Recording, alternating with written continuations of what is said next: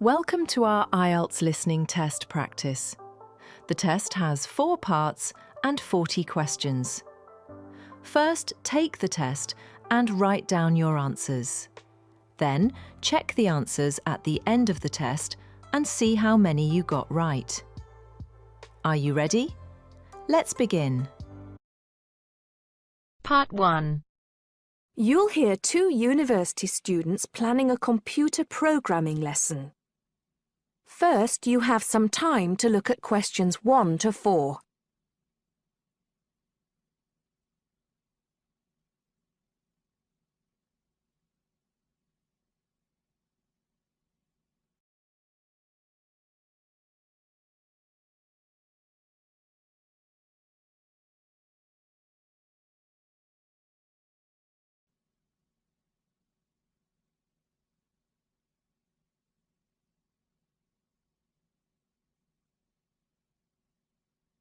Now listen carefully and answer questions 1 to 4.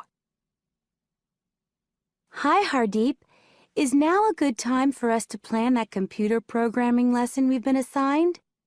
Hey, Dawn. I was just thinking about that, actually.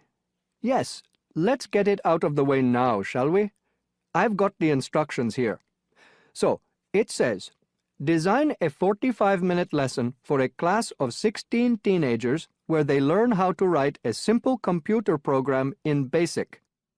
Now, I know, of course, that BASIC is the computer language people used to use back in the 1980s when they wrote programs on microcomputers, but I'm not sure I feel very comfortable teaching anyone about it. Well, I did a bit of research yesterday and found out quite a few things, so I think we'll be okay. Great. So, what do you have in mind? Well, I think we should presume that none of the kids will know anything about BASIC. So why don't we start with a short multiple-choice quiz? It could focus on things like what BASIC is, what the letters stand for, when people used it, things like that. That sounds good. I guess it shouldn't take long. Just the first 5 minutes of the lesson, something like that. I don't think we should make the students do it on their own, though. That'd make it too much like a test. Shall we let them do it in 2 so they can discuss their choices? Yes, good idea. Then we'll go through the answers with them as a whole group. Good. What next? Well, I've had an idea for the program they could write. I'll tell you about that in a minute. I think the key thing is, though, that before they actually sit at their computers, and I think we should presume that they're doing this lesson in a computer room, they make a flow chart of what they want the program to do. That's usually the best way to start writing a program. This flow chart will show all the different stages of the computer program, right? Exactly. It's probably best if the teacher stands at the board and everyone works on that together. Yes, otherwise they'll all come up with different flow charts and it'll get confusing. Precisely. I imagine making the flow chart will take about 15 to 20 minutes. Then they use that to write their computer program. Well, actually, I think there's a stage before that.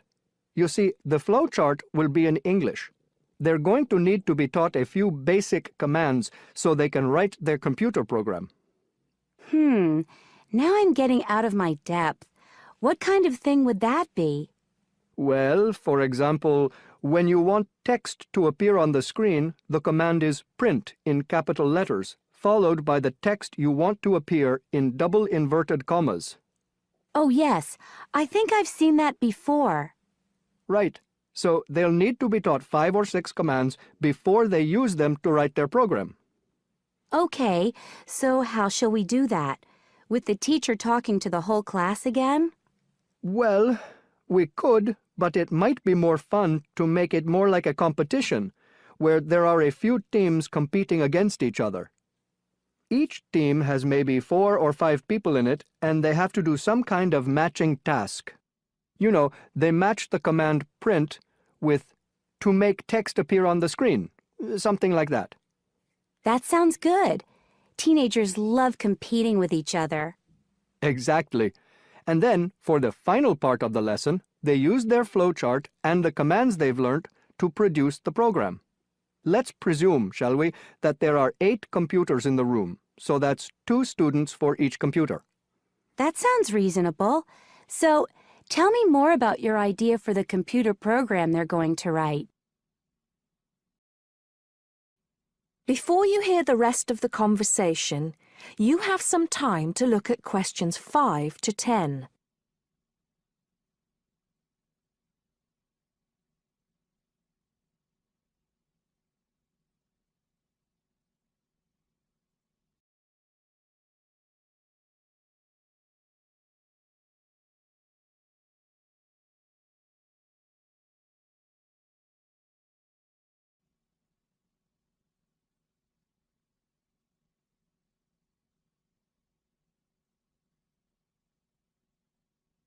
Now listen and answer questions 5 to 10. Okay, so it's a very simple program. I've actually written it down here so we can go through it together. Okay, so the first line says 10 CLS. What on earth does that mean? Well, every line of a basic computer program starts with a number. They usually go up in tens, so the first line is 10, the second 20, and so on. And CLS is the command we use in BASIC to clear the screen. Oh, I see. So that's just telling the computer to start with a blank screen. Exactly. Then we move on to the next line. So this one says 20, print, guess a number between 1 and 10. Right, I see. That appears on the screen. It's not that difficult, is it, when you get the hang of it? Let's see if I can work out the next one. 30, input I. Oh, not sure about that. Well, all that's saying is that the person playing types in a number. Input is the basic command for type in, and I just means any number you like. Oh, okay. Then what happens next depends on what the number is. So we've got 40 if I is less than 1, or if I is greater than 10. Then print. Bad choice. Right, so if they type, say, 0 or 11, that appears on the screen. Exactly. And then this next line takes them back to where it asks them to type in a number between 1 and 10. That's line 50. I see. And line 60 says, if I equals 6, then print. Correct. Ah, okay. So if they've typed 6, they've got it right. And if they haven't typed 6, which is the next line, then try again comes up on the screen, and that takes them back to where they choose another number. It's clever. Well done. Part 2. You will hear part of a podcast for visitors to the popular holiday region called the Trelaw Valley. First, you have some time to look at questions 11 to 14.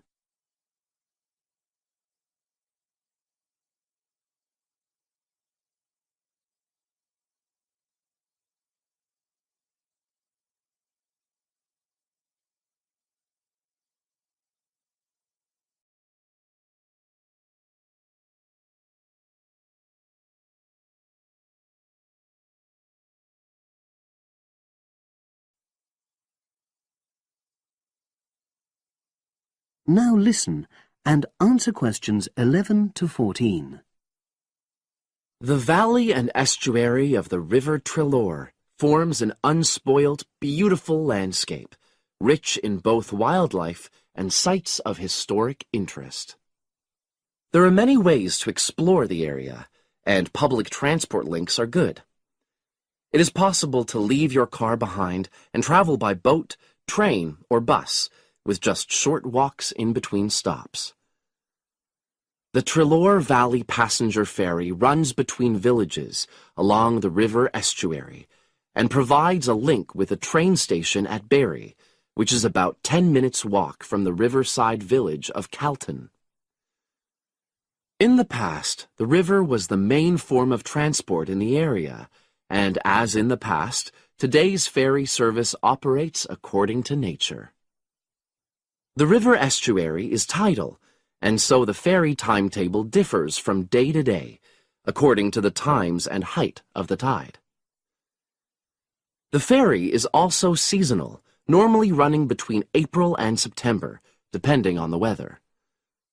A timetable for the whole year can be downloaded from the internet by visiting www.trilorferry.co.uk. If you just want to sit and relax and enjoy the lovely scenery, you can take a river cruise to Calton and back from the nearby city of Plymouth. In the past, steamships brought early tourists along the same route.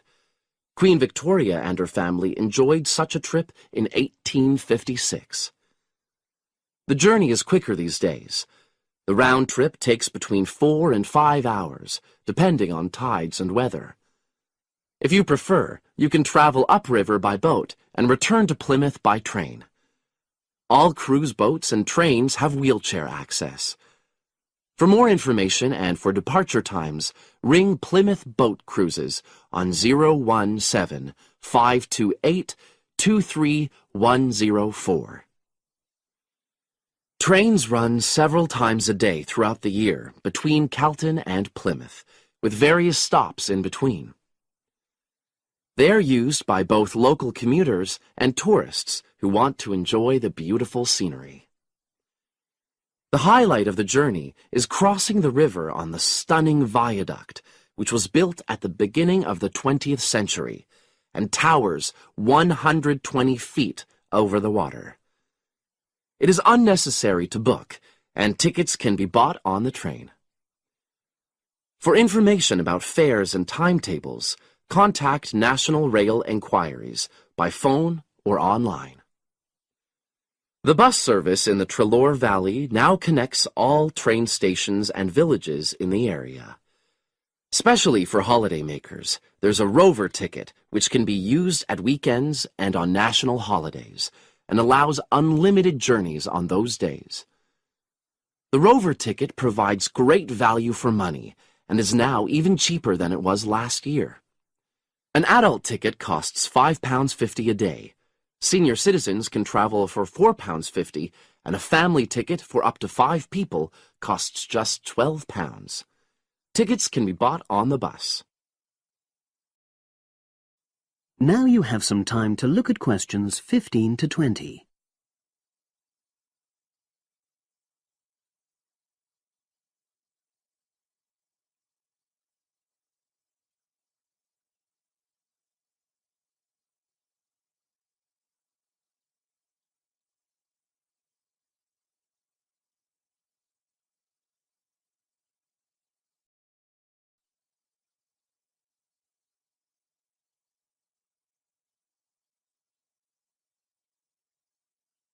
Now listen and answer questions 15 to 20. At the center of the Trelor estuary area is the historic riverside village of Calton. The main road comes into the village from the south, and for those of you who are arriving by bus, it turns left just before the bridge and stops in the lay-by on the left-hand side. From there, it's just a short walk to Calton's various attractions.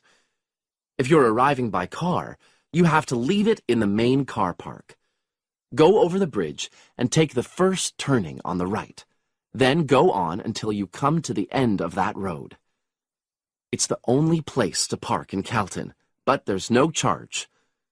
If you're interested in local history, there's a museum in Calton with farming, fishing, and household implements from the late 19th century. As you come in from the south, cross the river and go straight on the same road until you reach the end. Also, on the subject of history, you can go and see the old mill, which has recently been renovated and put back into use. Turn left before you come to the bridge. Then go straight on and then take the first turning on the right. This leads straight there. If you're interested in arts and crafts, there's a potter's studio where you can watch the artist at work. After crossing the bridge, turn left, and it's the second building on the left. Finally, when you feel in need of refreshments, there's a cafe opposite the old boathouse and a picnic area near the mill. Part 3. First, you have some time to look at questions 21 to 25.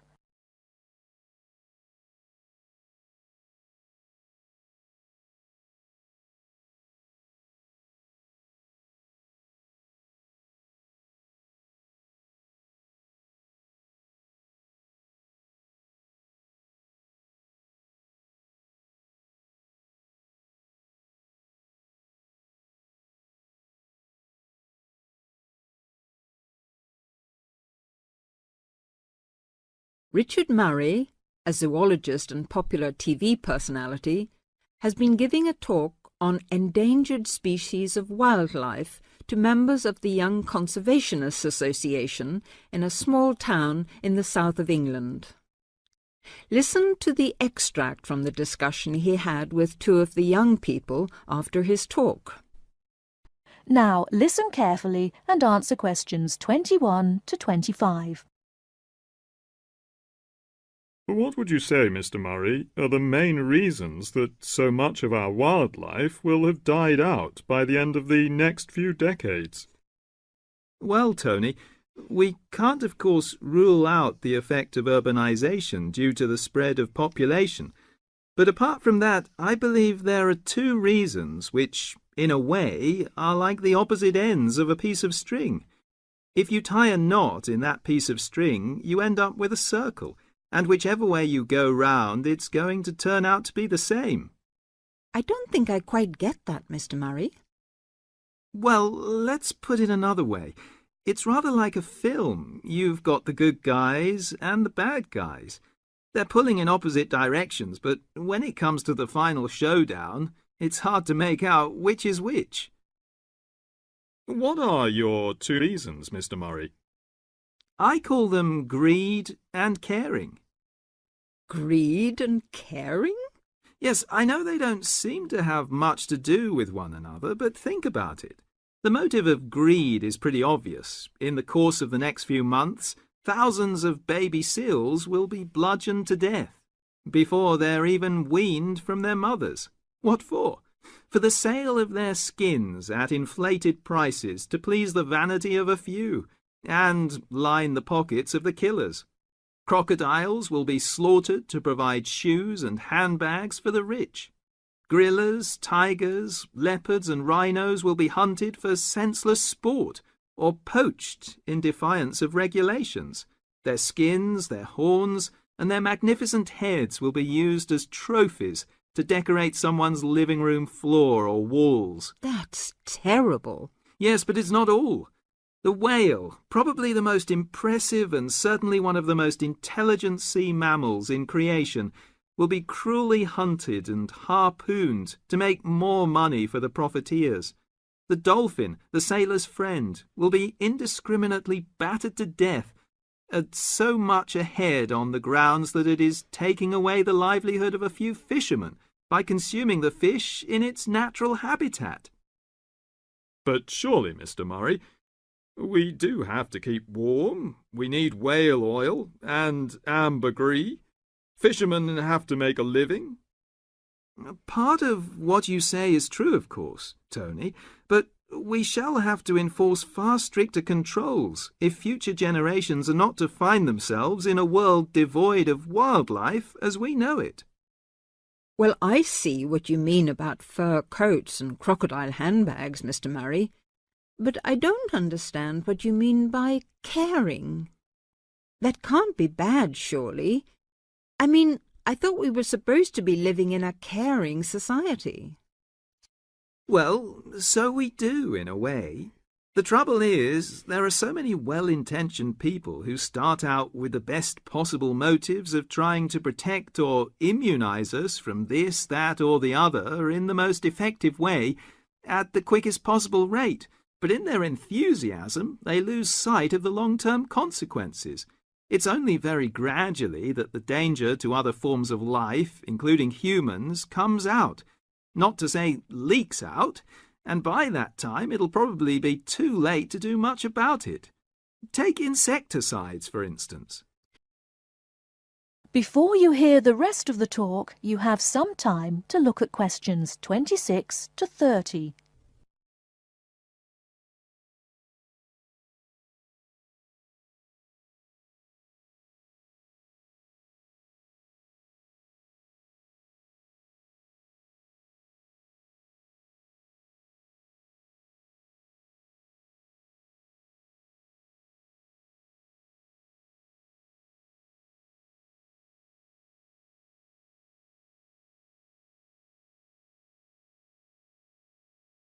Now listen and answer questions 26 to 30.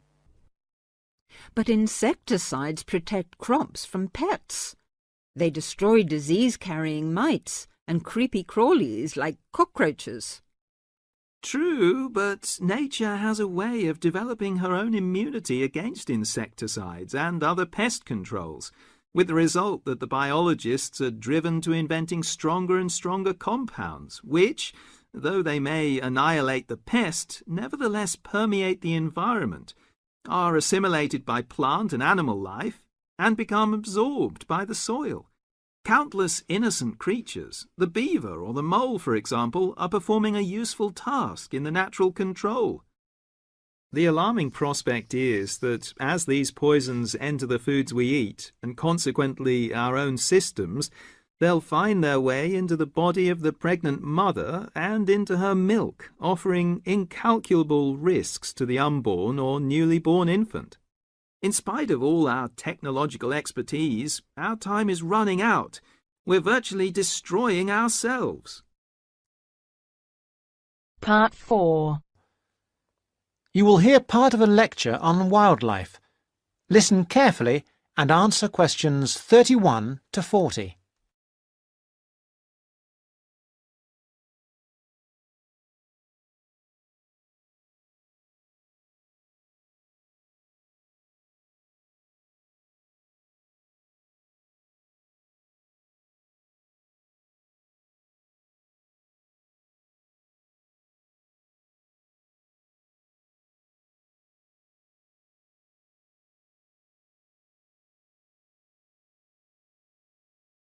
Thousands of exotic plants and animals have been introduced into the British Isles over thousands of years. These newcomers compete with native species for resources and can also cause major changes in the wildlife and in the habitats of our countryside. The problem is not just British, of course, but global, and it has been going on for centuries. One good example of this I'd like to mention today is the European starling. The starling to us in the UK is a fairly ordinary little bird, about 12 inches long. In flight, it appears to be black or grey with tiny white spots. So it's a very ordinary-looking, almost dirty-looking bird. It nests in trees and buildings and can be found in the country and in towns. It travels in large flocks, leaving the nests in the morning and returning in the early evening. It feeds on insects and fruit.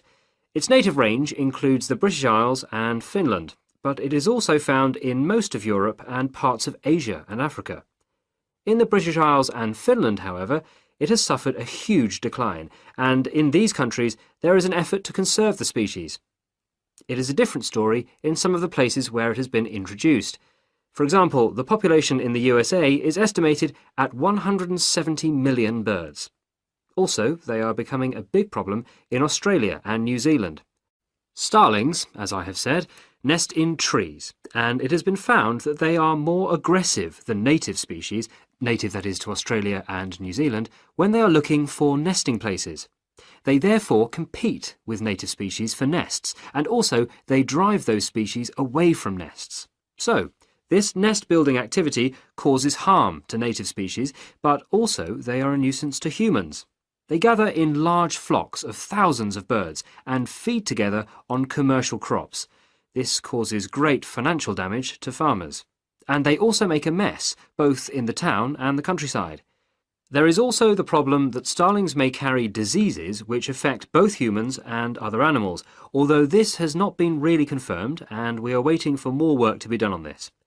The question arises, what are we to do about foreign species which not only do damage to native species but interfere with human activity? We have three approaches in theory, but usually it is not a free choice between them. Usually we have to do the best we can and that money will allow. The best approach, of course, is prevention, and many countries have passed legislation which attempts to limit or prevent the arrival of non-native species in their countries. In particular, there are many international regulations on how and where ships may pick up and deposit water, and this is a major contribution to preventing the accidental transport of fish and organisms by ship, since accidental transport by ship is a frequent cause of fish and other creatures going from place to place. Ports also have special areas where water can be deposited, and many of them have treatment facilities to kill any foreign species that may establish themselves in their waters. For fish and organisms that live in water, these international regulations are useful, but obviously not all species can be dealt with in this way. Sometimes it is simply too late for prevention. Then we have to consider eradication or management. By management, I mean that we have to decide how best to live with the new creatures and how to keep their numbers down. However, this becomes not only a scientific question, it can be a matter of choice what population level of an invasive species we want to maintain. This choice involves costs. There is the cost of living with the species, and there is the cost of managing the species over time, and species management is usually a long-term business without any foreseeable end. However, there is not just the economic aspect to this question. We can also consider the ethical point. How should we treat animals which we have, sometimes deliberately, introduced into the environment? Is it permissible just to exterminate a number of them convenient to ourselves? The most important decision has to be made in the political forum, whatever considerations go into the making of that decision. These questions are relevant also to the approach of eradication, which is another option, but which does not have an encouraging history. Many attempts have been made to eradicate introduced species.